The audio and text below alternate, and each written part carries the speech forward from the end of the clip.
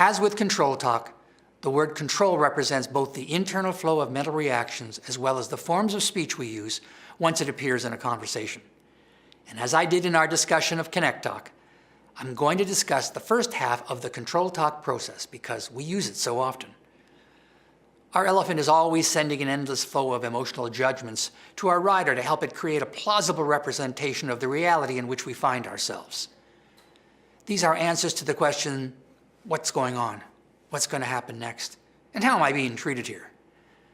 When the elephant can't predict the answers to the first two questions, or to the third question involving our sense of self-esteem, it pushes the rider into control talk, beginning with the C, a critical judgment.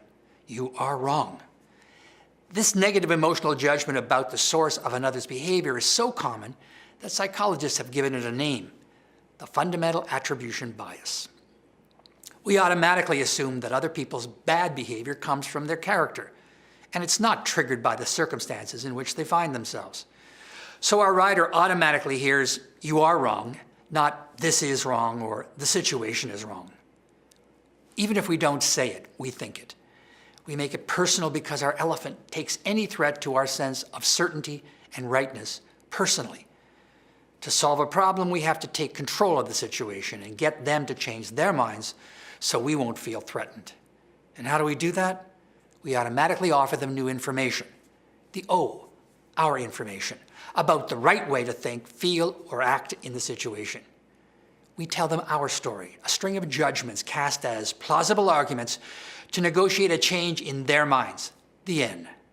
And we do this as smoothly as we make C.O.N.T.R.O.L talk. I call this light or persuasive control talk because we shift the informal sharing or storytelling style of C.O.N.T.R.O.L talk to the rhetoric of informal persuasion. It's no longer, let me tell you my story, but let me tell you your story, as we say, no, let me tell you how this really goes. And if they don't agree, we simply find a way to restate what we said the first time. We try again. The T of light control.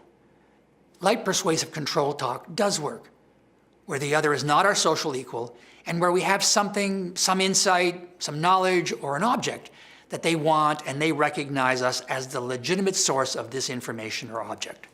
Here, the C of critical judgment is more like, you are incomplete and need my help. In this moment, light control talk is an act of information sharing, and it allows us to coach, teach, and manage. But no matter how easily it's accepted in some situations, it's still about control.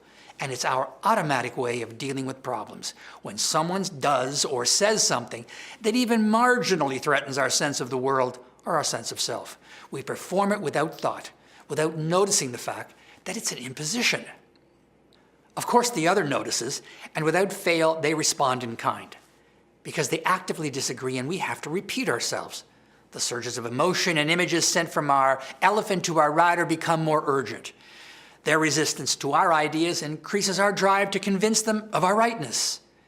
In this process, we reframe two other key elements of C.O.N.T.R.O.L talk.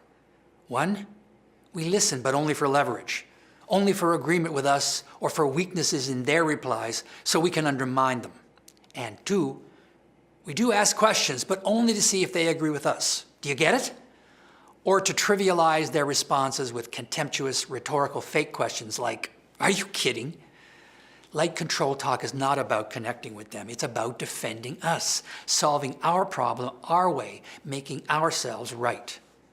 By the way, in the workplace, this situation is actually worse when people are compelled to resist us silently.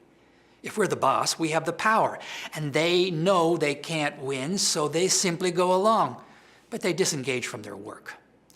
On the other hand, when people resist our ideas openly, the talk cuts closer to our self-esteem, and competitive light control can escalate into a serious contest for rightness, and things can go very badly. Both of us are now engaged in a classic argument, an interleaved series of turning against bid responses.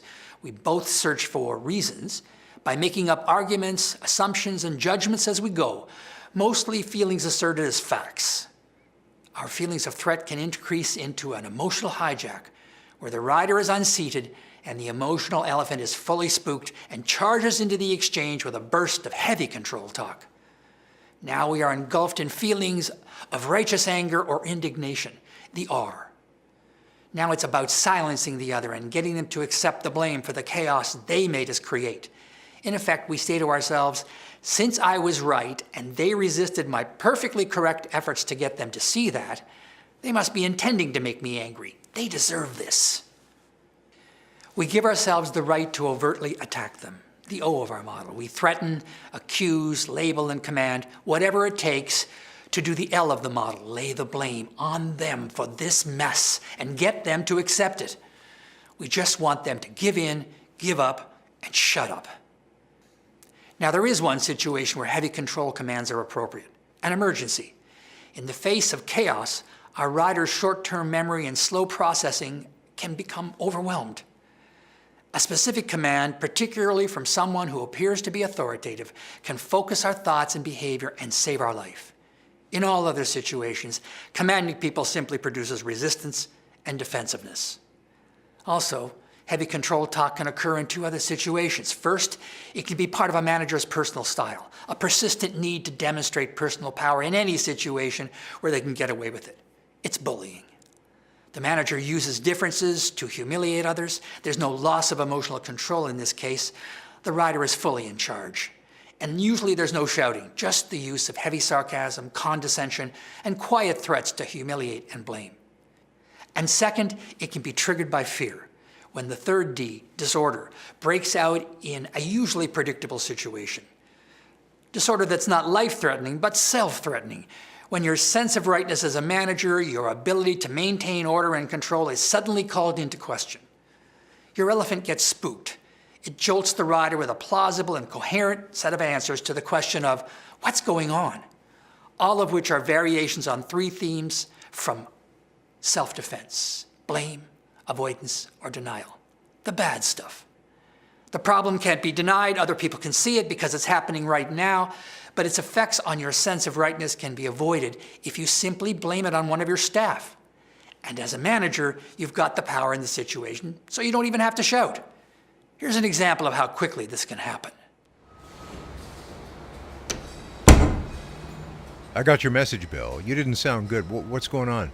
I just found out that a piece of equipment I tested and approved yesterday burned up the prototype they're building over in production. What? How did that happen? I don't know. They just called and they sounded pissed. That's just great. There must have been something I missed, or Obviously. I checked everything on the spec sheet. Do you know what this means? This little screw-up of yours is going to cost us a fortune. But I was following procedures. If you were following procedures, it shouldn't have happened. Forget it. I'll see you later. I'm not looking forward to dealing with those guys in production.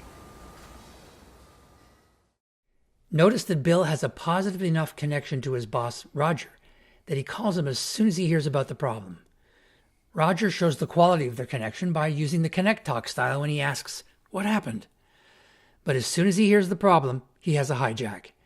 His voice rises, then he uses heavy sarcasm in his "that's just great" reaction, and when he cuts off Bill with an "obviously."